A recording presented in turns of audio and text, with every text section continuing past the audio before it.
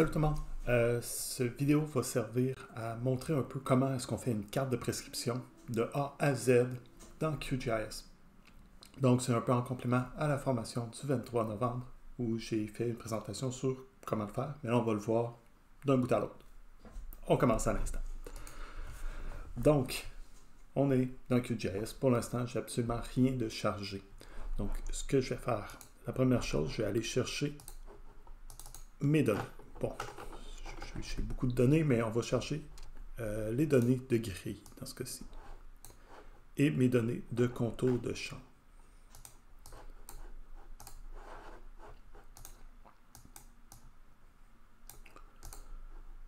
Bon, mon contour, je vais le mettre un petit peu en transparence. Ça va être plus joli et plus facile à voir. Parfait. Bon, j'aime bien avoir un fond de carte. J'utilise normalement les fonds de carte de Google. Donc, je trouve que c'est souvent ce qui ressort le mieux. Donc, je vais juste m'ajouter ma barre. L'explorateur. Parfait.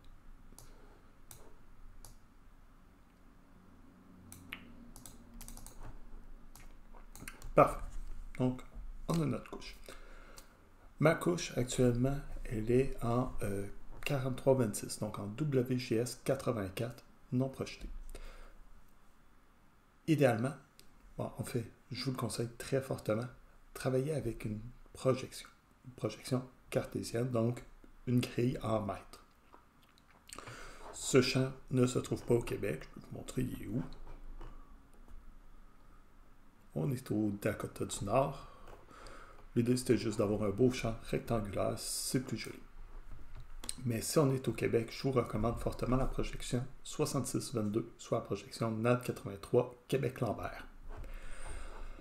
Mais pour l'instant, tout ce que je vais faire, c'est que je vais reprojeter mes couches dans une projection qui est applicable pour le Dakota du Nord.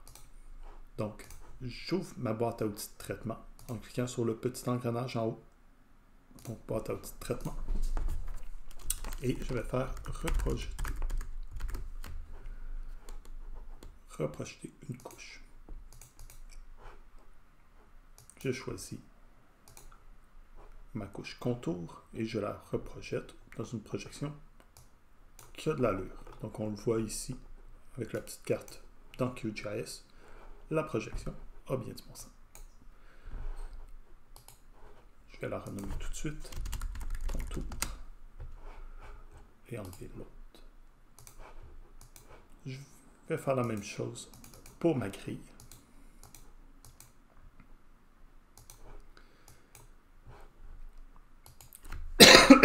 Désolé. Donc, je vais copier mon style et la mettre sur ma grille.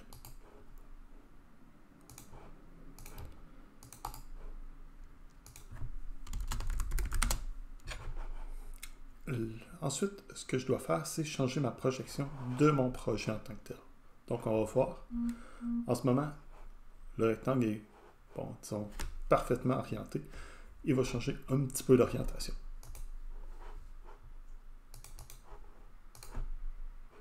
Parfait. Donc, on voit qu'il n'est plus tout à fait pareil, mais c'est tout à fait normal. Donc, j'ai ma couche ici. J'ai ma carte avec mes données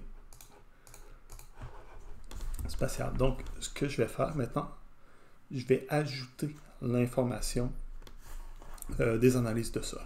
Donc, on est rendu à la partie où on ajoute l'information des analyses de sol en tant que tel. Donc, pour faire ça, on va prendre la couche d'analyse de sol. Je l'ouvre dans Excel. Je vais mettre ça ici. J'ai ma couche dans Excel en tant que tel. Parfait. J'ai une colonne avec mes numéros de points. Dans ce cas-ci, de 1 à 65. Si dans ma colonne, j'avais point 1, point 2, etc., je la renomme pour être 1 à 65 ou du moins, il faut que ça soit écrit de la même façon dans ma couche de points. Donc, je l'enregistre. Je l'enregistre en format CSV.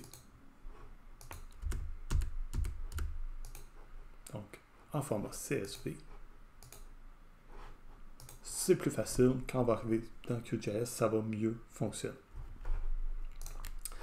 Dans QGIS, pour ajouter une couche en format de texte délimité, donc en format CSV, ce que je peux faire, c'est aller dans la couche, ajouter une couche de texte délimité.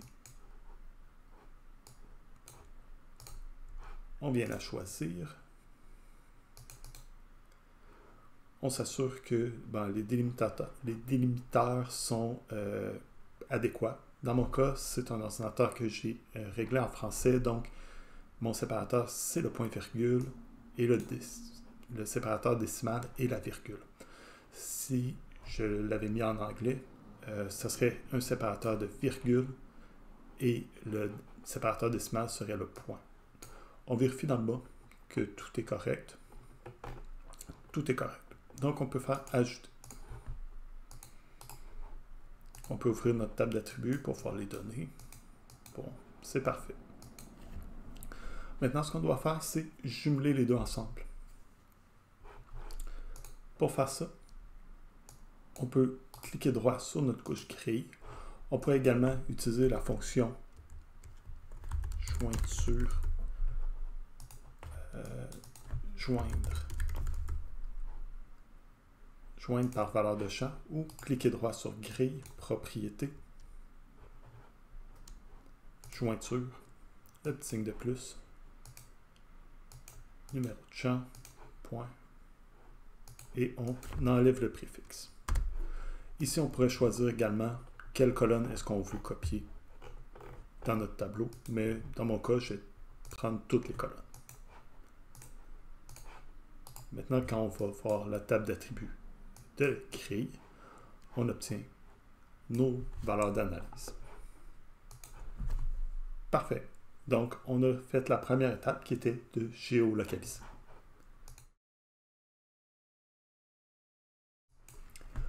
Une fois qu'on a géolocalisé comme ça, on aimerait avoir des points partout. Donc, entre mon point 58 et 59, j'aimerais savoir c'est quoi le pH qui est là. Entre mon point 58 et 51, même chose. Donc, on veut avoir des valeurs partout. Pour faire ça, on doit faire une interpolation. Ce que j'ai présenté, quand je travaille dans QGIS comme ça et que je veux que ça aille assez vite, j'utilise le spline. Donc, spline, le thin plate spline. Ça se dit mal, mais c'est comme ça. Donc, on double-clique dessus. On sélectionne notre couche qui contient les points, l'attribut en question, donc dans ce cas-ci, le pH tampon. On choisit la zone sur notre carte. Donc dans ce cas-ci, je prends cette zone-là. On choisit la taille de notre cellule.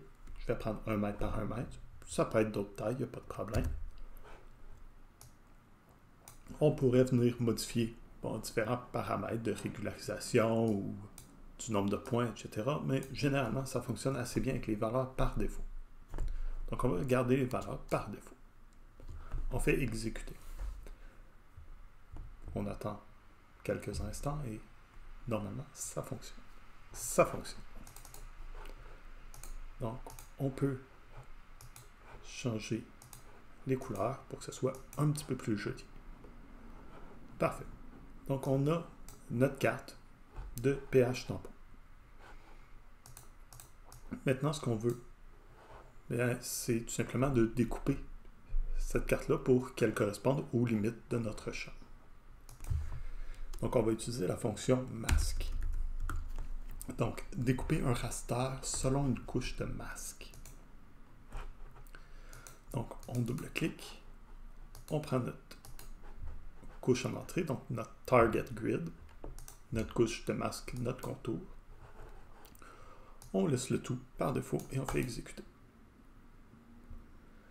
OK, donc j'ai une petite erreur dans ce cas-ci, dans ma couche contour. Donc on peut tout simplement la réparer. Contour, exécuter. On va refaire la fonction masque. Target grid, réparer, exécuter. Parfait.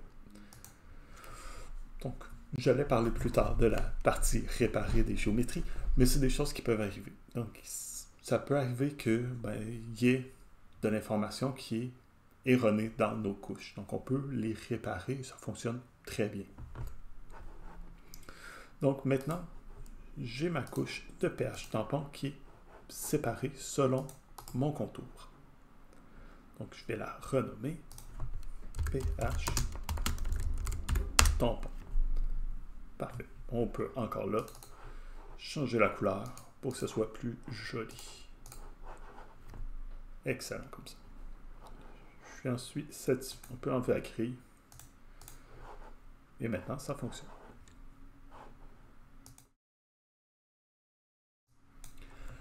On est rendu à la partie où on va créer notre prescription. On a notre pH tampon.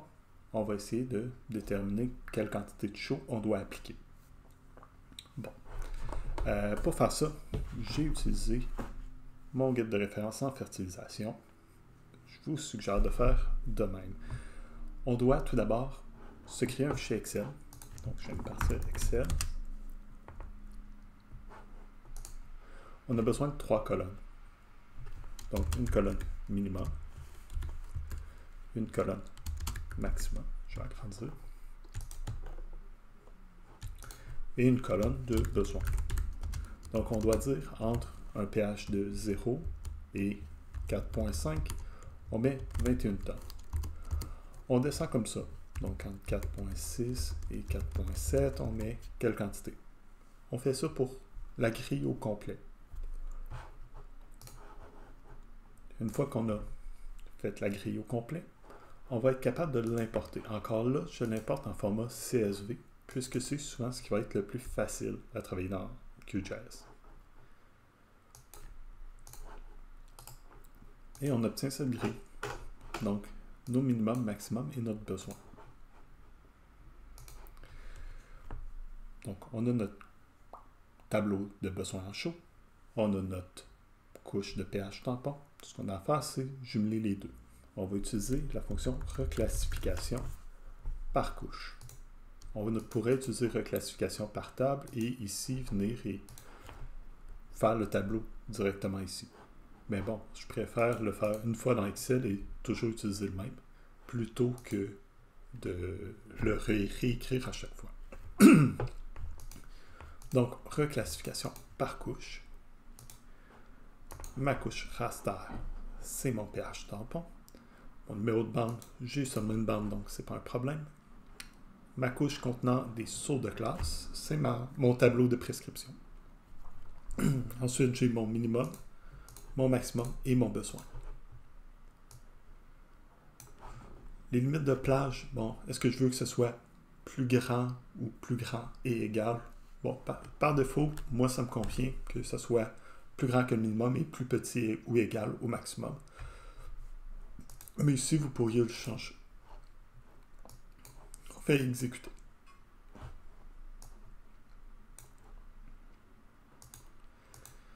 Donc maintenant, on a notre raster. Je vais le mettre en bleu. J'aime toujours ça, le mettre en bleu. On a notre raster avec nos différentes valeurs. Donc on pourrait même cliquer ici. Ici, j'ai 15.4, 0, 4.8. Donc, j'ai mes valeurs de prescription.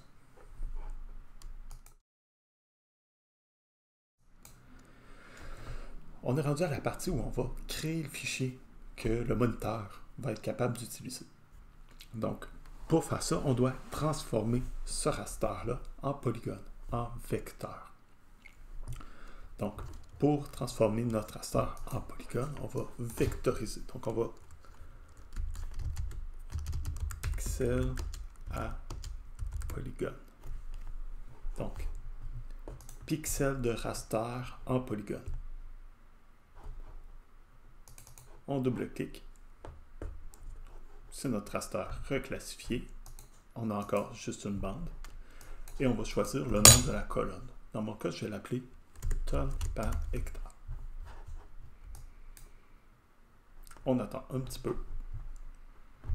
Et on obtient ça. Donc, un grand nombre de carrés de 1 mètre par 1 mètre chaque carré contient une valeur de tonnes par hectare. En tant que tel, on pourrait utiliser directement ce fichier-là. Par contre, les systèmes ont souvent une limite du nombre de polygones qu'ils peuvent importer. La limite va dépendre des systèmes, mais bon, souvent, on va dépasser cette limite-là si on a pris des pixels de 1 mètre par 1 mètre. Ce qu'on doit faire, c'est regrouper les valeurs qui sont les mêmes.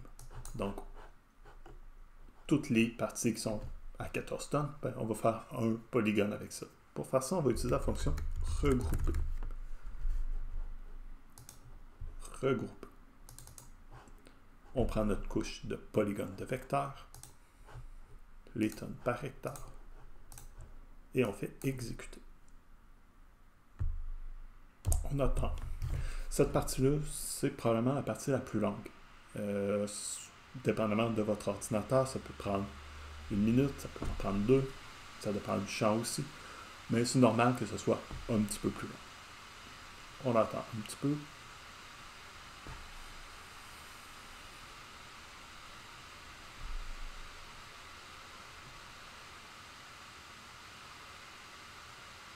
Parfait. Donc maintenant, on a regroupé nos valeurs. Donc maintenant, j'ai un polygone ici où je mets 0 tonnes à l'hectare. J'en ai un ici, j'ai encore 0 tonnes, 4,8. Donc on a nos différentes valeurs. Par contre, ce qu'on voit, par exemple, quand je clique sur le 0, bien, mon 0 il est ici, mais j'ai également une petite zone là, une petite zone là. Les systèmes aiment généralement pas ce type de polygone où le polygone commence quelque part et finit plus loin. Ça fonctionne généralement pas. Donc, ce qu'on doit faire, c'est convertir ces polygones-là, qu'on appelle des multipolygones, en polygones simples. Donc, multi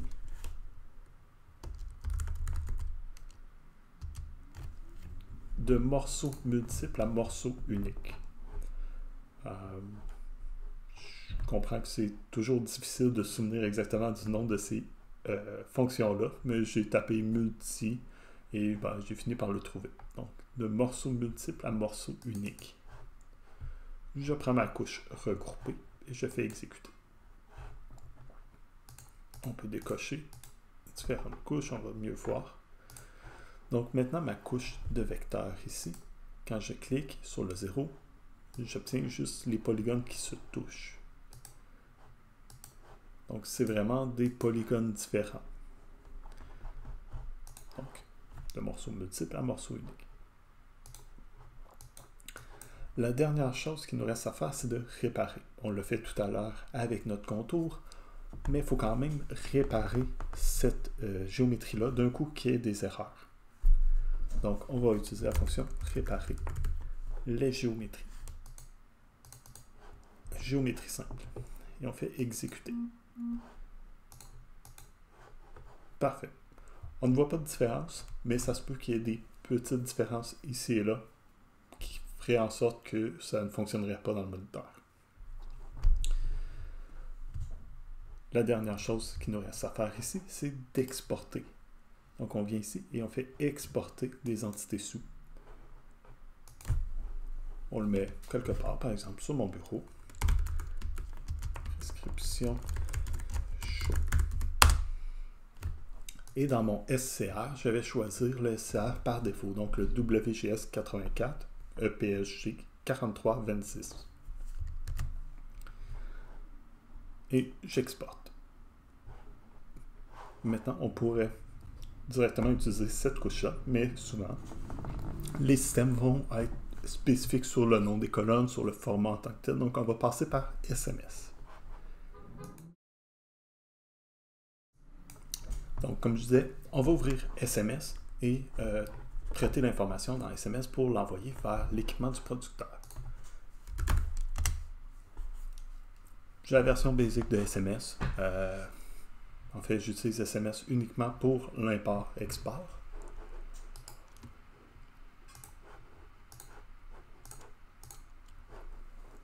Donc, dans SMS, je viens ici sur Lire fichier. lancer l'importation de fichiers génériques, format shape, et je viens de chercher. Donc dans ce cas-ci, c'était prescription show. On va obtenir une petite carte qui nous présente ce qu'on avait dans QGIS, donc c'est tout à fait correct. Dans le type de données, on va l'appeler prescription de fertilisation. La colonne tonnes à l'hectare et les unités, bien c'est des tonnes à l'hectare.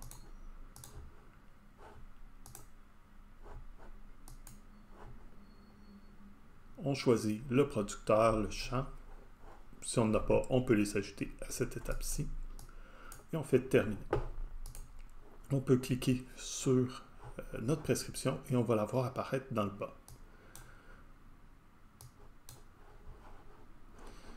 Dans la partie de droite, on peut voir la quantité totale, la moyenne, le minimum, le maximum. Donc, ça nous donne quand même de l'information qu'on pourrait aller chercher dans QGIS aussi. Mais bon, ça nous le donne dans SMS. Ce qu'il nous reste à faire, c'est l'exporter. Donc, on clique droit sur notre couche et on fait exporter. On l'exporte vers la configuration de périphérique.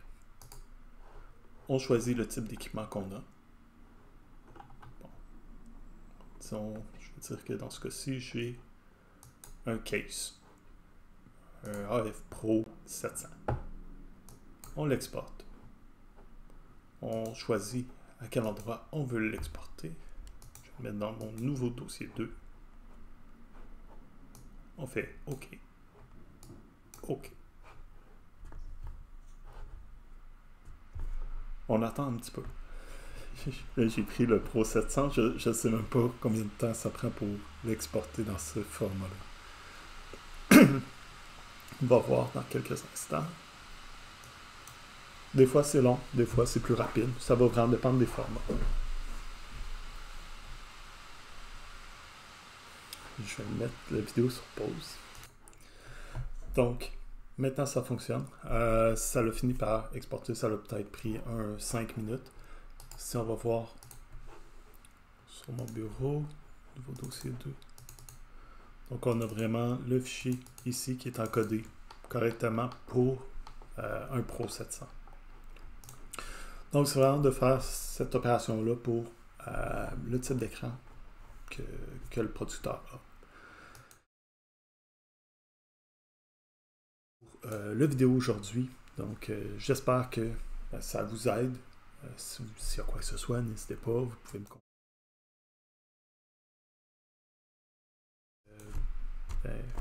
Bonne fin de journée. Salut.